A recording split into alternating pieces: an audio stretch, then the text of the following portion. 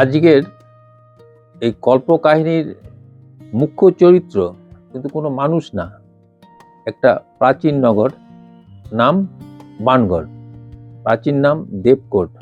এটা উত্তরবঙ্গের দক্ষিণ দিনাজপুর জেলার গঙ্গারামপুরের কাছে পুনর্ভবা নদীর ধারের একটা অঞ্চল। স্থানীয় বিশ্বাস, এখানে প্রাচীনকালে বানগড় রাজার রাজধানী ছিল, কিন্তু ইতিহাস সে কথা বলে না। খ্রিস্টপূর্ব 200 সাল থেকেই এখানে মানব জীবন এবং নগর জীবনের প্রমাণ পাওয়া যায়। তারপর গুপ্ত যুগ, পাল যুগ আর সেন যুগে এই বানগড় আরও অনেক সমৃদ্ধ হয়েছে। বানগড় ছিল একটা প্রাচীন দুর্গনগরী, সুরক্ষিত। উঁচু উঁচু পাঁচিল ছিল, প্রধান ফটক ছিল, ভেতরে আবাসন, মন্দির, এক সুপরিকল্পিত নগর। তারপর 1204 সালে যখন বখতিয়ার খিলজি বাংলা আক্রমণ করে, তখন বানগড় ছিল তার প্রধান শাসন ক্ষেত্র। কথিত আছে বখতিয়ার খিলজি এখানেই মারা যায় এবং তার সমাধিও ওখানেই আছে পুনর্ভবা নদীর ধারে। তারপর কালের নিয়মে আস্তে আস্তে রাজনৈতিক কেন্দ্র বানগড় থেকে মালদার গৌড়ের দিকে সরে যায় এবং বানগড় তার পুরাতন কৌলিন্য হারায়। তার সত্ত্বেও আজকে বানগড় শুধুমাত্র একটা পুরনো নগরের ধ্বংসস্তূপ নয়, এটা উত্তরবঙ্গের ইতিহাসের এক নীরব সাক্ষী। শুধু তাই নয়, দিনের বেলায় এটা একটা প্রত্নতাত্ত্বিক নিদর্শন, কিন্তু রাতের বেলায় এখানে লোককথা আর ভয়ঙ্কর রহস্যের সংমিশ্রণ। এই পটভূমিকায় আজকের গল্প। দিগম্বর শীল তপন অঞ্চলের ইতিহাসের শিক্ষক। তার বাড়ি ছিল ওই বানগড়ের কাছেই, ছোট বাড়ি, একা থাকতেন, ইতিহাস নিয়ে চর্চা করতেন। তো উনিও আর সাধারণ 5টা লোকের মতো রাতের বেলা বানগড়ের ত্রিসীমানায় ঘেঁষতেন না। তার কারণ আছে, সেগুলো পরে বলবো। তো একদিন রাত্রিবেলা, অমাবস্যা, অনেক রাত হয়ে গেছে, উনি কাছের এক গ্রামে ছাত্রের বাড়ি থেকে ফিরছিলেন। ফিরতে ভাবলেন এই বানগড়ের ভেতর দিয়ে একটু শর্টকাট করি, তাড়াতাড়ি হবে। যেই তিনি কাছাকাছি ভেতরে ঢুকেছেন বানগড়ের, তখন হঠাৎ বিদ্যুৎ চমক হয় একটা। হঠাৎ তাকিয়ে দেখেন বানগড়ের সে টিলার উপরে এক ভয়ঙ্কর মূর্তি। প্রথমে ভেবেছিলেন পাথরের মূর্তি, কিন্তু না, দেখলেন সেটা নড়াচড়া করছে। তারপর ভালো করে ওই এক ঝলকের মধ্যে যেটুকু দেখলেন, সেখানে তার সারা গায়ে লোহার বর্ম পরা, মাথায় শিরস্ত্রাণ, হাতে বল্লম, আর তার মুখটা মনে হলো অর্ধেকটা পাথরের আর অর্ধেকটা মানুষের। উনি দেখে ভাবলেন, আমি কি ভুল দেখলাম? হঠাৎ আবার বিদ্যুৎ চমকালো, কিন্তু এই বিদ্যুৎ চমকটা ক্ষণস্থায়ী হলো না, এটা দীর্ঘস্থায়ী, থেমেই থাকলো।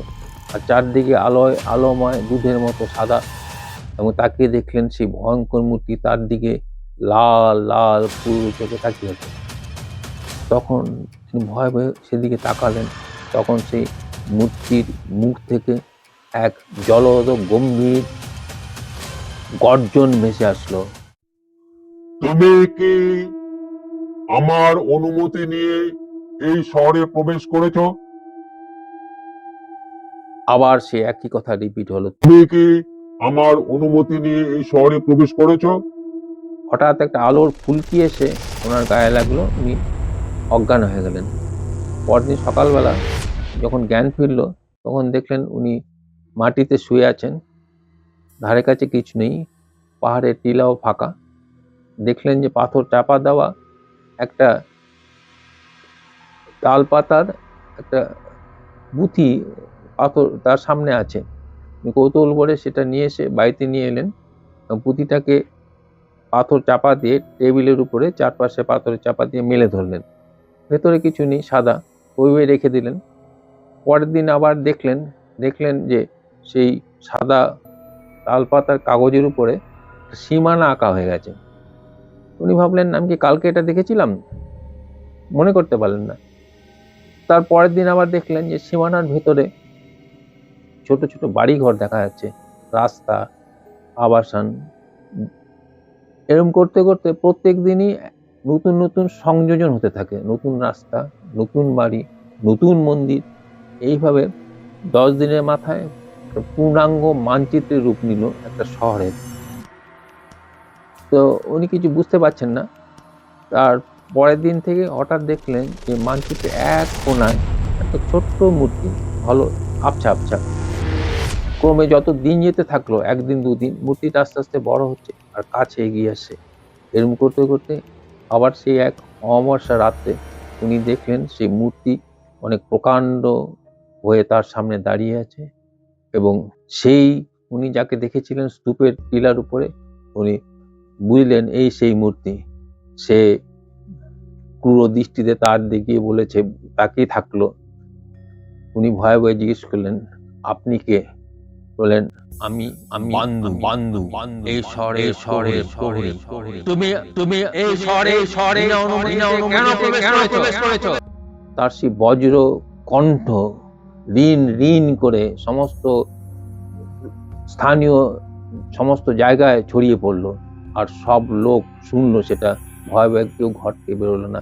পরদিন তারা সকালবেলা ওখানে এসে দেখে সে ঘর খালি, কোথাও কেউ নেই। টেবিল আছে, টেবিলের উপর একটা মানচিত্র পড়ে আছে।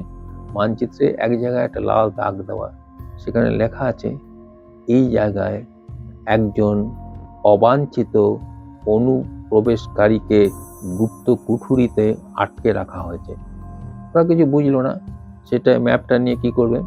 তারা প্রত্নতাত্ত্বিক ডিপার্টমেন্টে জমা দিল। তারা সেটা নিয়ে স্টাডি করবে, কিন্তু দুদিনের মাথায় সমস্ত চিহ্ন মুছে গেল।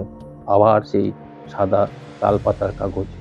তখন ওরা প্রত্যেক দিনই সেটাকে আবার স্টাডি করে, ভাবে যদি অলৌকিকভাবে আবার শহরের চিহ্ন ফুটে ওঠে, মানচিত্র আবার দেখা দেয়, তাহলে হয়তো তারা মাস্টারমশাইকে আবার খুঁজে পেতে পারে।